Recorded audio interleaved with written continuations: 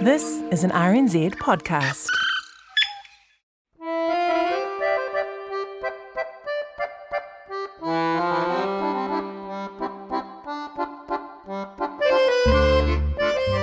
Bonjour, mes amis, je m'appelle Ben Strang. I am the host of RNZ's Paris Essentials podcast, bringing you the latest action every day, tous les jours, during the Olympic Games. You may be thinking, Ben, you sound a little sous le ton today, a little under the weather, and yes, I am a little bit croaky, but that's what happens when you're staying up all hours watching the Olympic Games, isn't it? And unfortunately, overnight, the 28-year wait for a swimming medal continued. Lewis Clareburt just didn't quite have the gas in the final. He was in the 400-metre individual medley final, finished up in 6th place in the end, so narrowly missing out on a medal there. He said afterwards that he just didn't quite have it during the breaststroke leg, and then he thought he could pull it back on the freestyle at the end, and it just didn't happen. So, I mean, that's sport sometimes. It just doesn't quite deliver. He took a moment in the pool afterwards sort of reflecting on that, and man, it's tough when you see the athletes really reflecting on, I mean, sometimes at the time, it probably feels like failure to him. But he's, again, 6th in the world, 6th in the Olympic final, nothing to sniff at there. Luca Jones, in similar mood in the K1 slalom, didn't quite have it today. She was 8th in the end, couldn't replicate what she did at the Rio 2016 Games, where she finished with a silver medal, and she'd been in such good form in the last couple of years as well. So not the ideal performance for the New Zealand team this morning. Still no medals just yet. But they are there or thereabouts, our New Zealand athletes, and we will await that first glittering medal, hopefully, tomorrow. So let's start today's episode by hearing from Nathan Rarere in Paris. He talked to Ingrid Hipkiss on Morning Report today about Lewis Clareburt's swim and, of course, the incredible race by the Frenchman Léon Marchand. I mean, look, it was actually really neat. So what it is, it's like a drop-in centre, I guess I could describe it here. A very fancy drop-in centre, because it's in the Marriott and the Champs-Elysees. But we've got 2 levels here, and there's a great big viewing screen, and then a whole lot of smaller ones around. And the big screen's so big they can split it into 4. But basically, whatever is the main event is up on that, and that's where the swimming was. And everything stopped for everyone to gather around for Lewis. And there was lots of clapping and lots of cheering to try and get him going, but look, he just didn't have the speed today. But if you look at at Léon Marchand, he's actually best at the 2 strokes that you really need to be a brilliant IM swimmer in individual medley. He's great at the butterfly. He just floats across the top, and I mean that's the first leg, so he gets off a good start. But it also as well, he's the national record holder in France for the 200 metres for the breaststroke, and the breaststroke is the slowest one. So if you can be fast at the slowest stroke, it's a huge advantage to get to. So he just, we just saw his class from there, and that whole field basically, I think a lot of them just, they were just trying to keep up with him. He was so fast out the front. He just broke a lot of them with his speed that he had at the break at the start, unfortunately. What else have you been watching? We had the equestrian events. Yeah, I was actually really surprised. Like, so much screen time here on French TV for the New Zealand equestrian riders. They love Jonelle Price. I was watching, got to see Jonelle Price's round there, and look, she was actually going along fairly well. Then she got a refusal out of her horse with like a jump that startled it on the way up the hill. But the scenery out of the chateau out of Versailles is unbelievable. That's out there. But yeah, I mean, a lot of coverage of the New Zealanders, and we sit 6th overall, so we just got show jumping to go tomorrow. And the women's sevens, they've beaten China. Yeah, they did. They are just running out on the park right now to play game number 2. So again, that's a pretty popular event out there as well. But the sevens, I was surprised how big it is here. I mean, like the men's events, I don't know if you caught them both, but both days sold out 70,000. The women's events right up there as well. I went to buy some dinner last night, but it was right during the final there where France were playing Fiji, and the lovely man at the counter leant over and took my order, and then he said to me, "Do you mind if we watch the game, sir?" I went, "Yes." So then they went back. It was actually great too, because there was very much the mate in the that works with him who probably hasn't seen rugby before, but he has seen people winning. So he was like, "Yeah, oh," and he was never quite sure when to clap or whatever, but there he was. It was a little bit like he was delayed behind them. But look, Antoine Dupont could do whatever whatever he likes in France right now. All of the news coverage this morning was just all about their sevens team. They had a little dance that they did in their white suits, which looked really nice. They've been practicing. They went out to a nightclub. They had one actually. Antoine Dupont ended up crowd surfing over a crowd. So, he's right now, I don't think he's ever paying for a glass of wine again in his life, Ingrid. Okay, you also went to the Olympic Village and talked to Hayden Wilde ahead of his triathlon that's tomorrow. What did he have to say?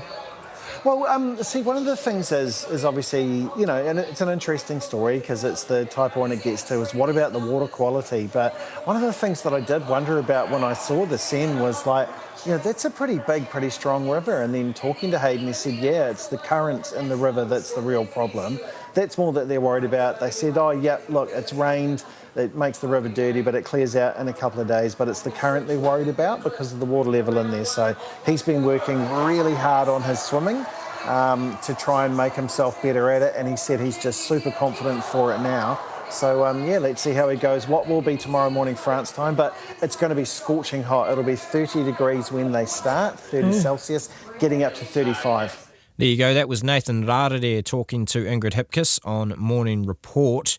And staying in the pool where Lewis Clareburt was up against that amazing Frenchman, Leon Marchand, Erica Fairweather was also in the pool this morning. She is through to the 200-metre freestyle final, which is excellent. Dana Johansson was at the pool today, but also at the gymnastics earlier in the day where she got to see the great Simone Biles. Here she is talking to Ingrid Hipkiss on Morning Report. Yeah, really challenging for Erica Fairweather to have to back up after the disappointment of last night's final. She was in the 400 there, and that was considered her best event of a best chance of a medal. So she was clearly emotional last night, and then had to be back in the pool early this morning for her next event. So as you mentioned, finished 5th in the semi-final, but she did draw the fastest semi-final with Ariane Titmus, who's the Australian torpedo. She's the most dominant freestyler in women's swimming at the moment. So she kept pace with her, and that was enough to pull her through to the final, where she's qualified in 7th position. Excellent. Okay, now the gymnastics got underway overnight as well. We had a New Zealander, Georgia Rose Brown, competing. How did she go? That's right. It's been a long time since we've had a New Zealander in a gymnastics field at the Olympic Games, so that was pretty exciting to see a black leotard in the mix. Georgia Rose, she was while she was in the all-round qualification, she was aiming to sort of qualify in one of the specialist apparatus, and uneven bars was considered her favoured event. She did pretty well. She performed some pretty solid routines, but she ended up ranked sort of well down the pack. She's still provisionally ranked around, I think at this stage, 28th, but there's still 2 more subdivisions to go tomorrow. And in her favoured event, the uneven bars, as I mentioned, she is ranked 19th at the moment. The top 8 go through to the apparatus finals, but only 2 from each nation can qualify. So even with a few to be whittled down, it still won't be enough, I don't think, for Georgia Rose to qualify. Sure. Okay. Simone Biles was back in action. How did she go? Oh, it was an incredible atmosphere. The place was packed out to welcome Simone Biles back into the Olympic arena. There were some stars in the crowd as well, some A-listers. We had Snoop Dogg there, Lady Gaga, Ariana Grande, Tom Cruise, and she rose to meet the moment.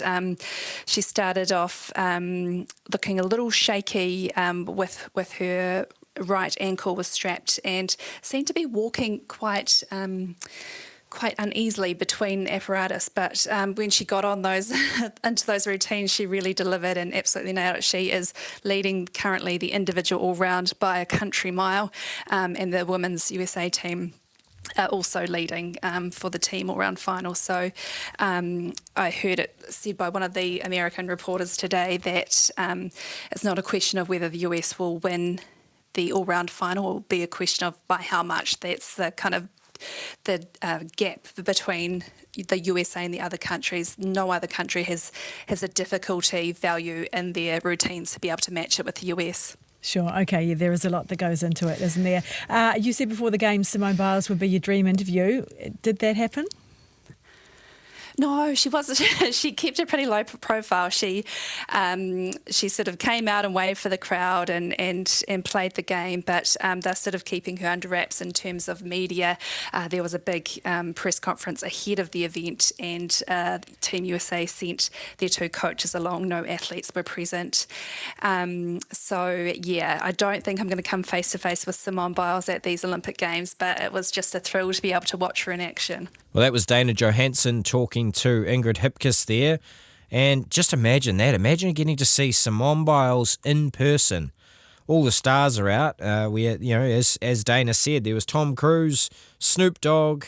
Amazing that people were flocking to the gymnastics to watch one of the biggest draw cards in world sport, really. Simone Biles, all 4 foot spit of her. I think 4'9", is that right? She is tiny, but she is an absolute heavyweight in gymnastics. So amazing that Dana got to watch that. This, as elsewhere at the Games, the rain has been a fixture in the past couple of days, but things are finally starting to fine up in Paris. It's getting pretty hot there. That may have its own issues, the rain. We'll talk to Hayden Wild in a second about the triathlon.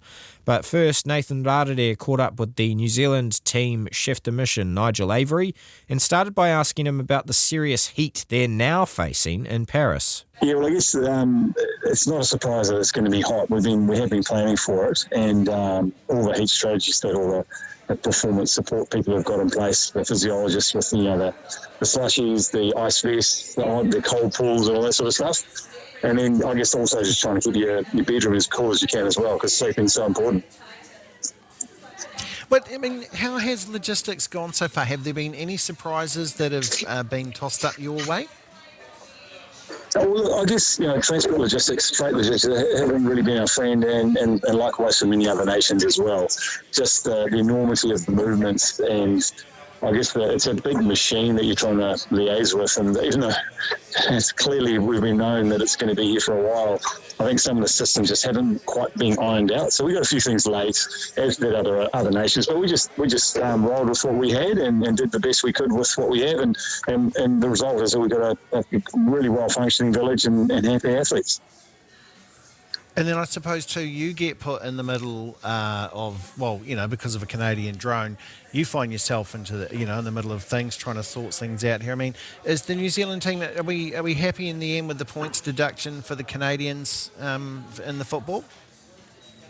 Well, look, I think we've just got to, we're stuck with what the FIFA result was. I believe that New Zealand football's accepting of it, although not happy with, obviously, the Canadians were deducted points, but we weren't awarded any. So I think, look, it's just really a really disappointing sort of chapter of the Olympics for New Zealand and obviously Canada as well.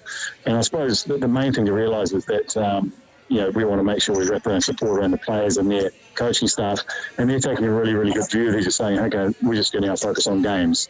And unfortunately, the result didn't go their way against Colombia today, so they've got a really monumentous occasion against France, their last game in a few days' time.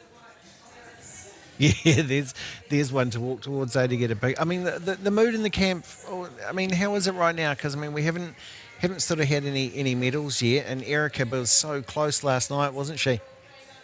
She was. She needed a 51-metre pull. I was there last night and I was thinking, hang on, she's catching. She had the fastest split of that last 50 by quite some margin. So, which is really promising for her, but also very gutting. Nobody wants to be in fourth place.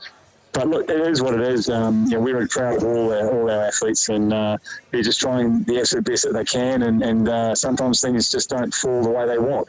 But we're supporting them regardless.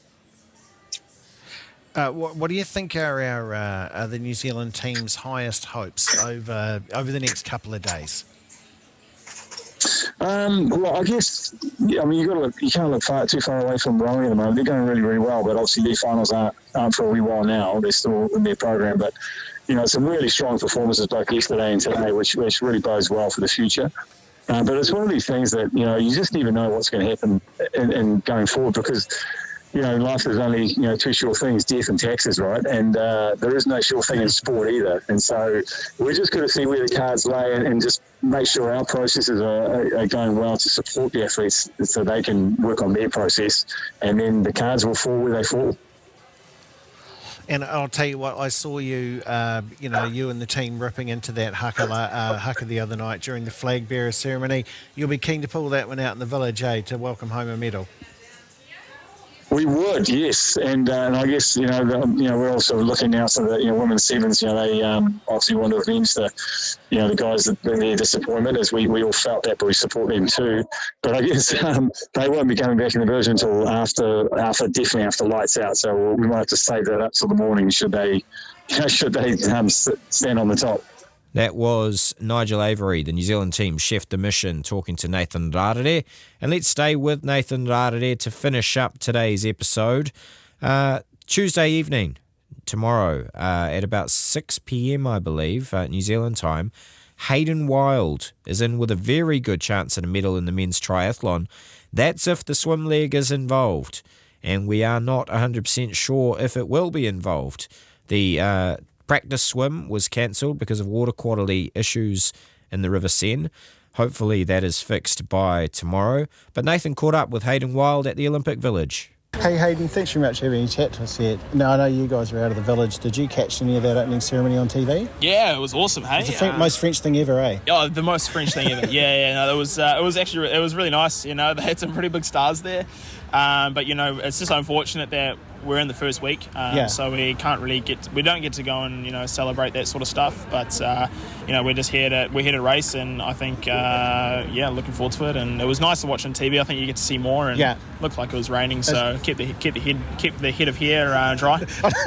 Well, when one of it's got like an old queen holding her own head, that's probably a memorable sort of opening ceremony. Yeah, it was. Yeah, I closed my eyes at 9 p.m. anyway for Betty buys, but. The first part was awesome, but I did see some of the replays, and there was there's some stuff there. Now, I mean, obviously everyone's been talking about river quality and stuff. Has that been weird in the build up to it that that's sort of been the main story in your sport? Yeah, well, it's a funny one because on the family group chat, my partner's girlfriends just keep sending me, you're racing. I'm just like, I haven't even looked. Yeah. I haven't specifically been training for a duathlon. I'm pretty confident that. Looking at the weather coming up, it's going to be beautiful. We have had a bit of rain the last few 48 hours, but they say, and the records show that it normally passes the quality passes in 24 hours. And the river is actually looking relatively good to what it actually was last year. So I'm pretty confident that, but another thing to actually look at as well is the water movement. Yeah, the current. It was actually 0.3 when we raced last year, but now it's 0.8, which is actually a significant difference. That could cause some problems for the river flow because that makes the swim a lot harder. But you've been gearing up for the swim a lot more. Yeah, I've sacrificed a lot to get to where I am now. I'm pretty now confident in my swimming abilities, so I'm just looking forward to hopefully showing that off. And there was a lot of work that was put in, and a lot of tears, a lot of blood, sweat, and all that sort of stuff. And finally came up on the other side. There was moments where I was swimming terribly and swimming the worst of my life, and then there was moments where I came off the other side and was just swimming fantastically. So my coaches are just my swim coach is just super proud and impressed of where I am now. And just from like 3 months, I've clocked over probably 5 seconds on my per 100 meters. So. That's a lot. That's a lot. What did you change? What's just biomechanically? What do you like, higher elbow or something? So just the positioning in the water, and biomechanically movement in the water, and just kind of continuously moving. There was a lot that had to be changed, and that was the hard part of my body readjusting. So it was a lot of work, and there, as I said, there was points where it was it was controversial. That it was working for me, but then it just finally cracked, and I just had to trust my coaches. Yeah, it's individual, but you and Hayden both out there running against the French unit looks pretty deep and pretty talented. Yeah, they've got the pressure of the nation, so they're always extremely good. They're very talented in the water and the bike, but if it comes to a running race, I think Alex and I we're just going to try and blow each other's doors off, and then whoever else wants to hold on, go for it. And try and get yeah. Oh, mate. Well, you mentioned it before. It's going to be like 30-something degrees on the day when you compete.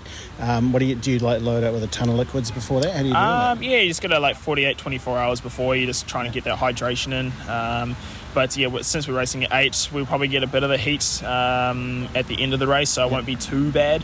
But hey, you just got to hopefully know that the weather's got to hold off nicely, and it should be good. It should be hot. I normally race well in the heat and in like super cold conditions, so any sort of conditions, I'm ready for it. Oh, it's great. It's coming up with you. Yeah. So, look, and tell me this. I'm just kind of thinking. Look, I mean, you go with our best wishes, mate. Congratulations for being here. All the best. Anyone at home you want to say hi to, or just a message for the people back in New Zealand? Yeah, I know the whole triathlon community and just the New Zealand wider community is all banking on a good result, and I'm also putting pressure on myself to perform well, and I feel like I'm in the position where I can perform well. I'm in a great space mentally, and my whole family are coming over. I gave them an early Christmas. Great. I gave them an early Christmas present and booked them all tickets over. So it's going to be nice to have my 2 brothers, my mum and my stepdad there. Yeah. My girlfriend will be there and her family. So it's going to be a really nice contingent of people supporting.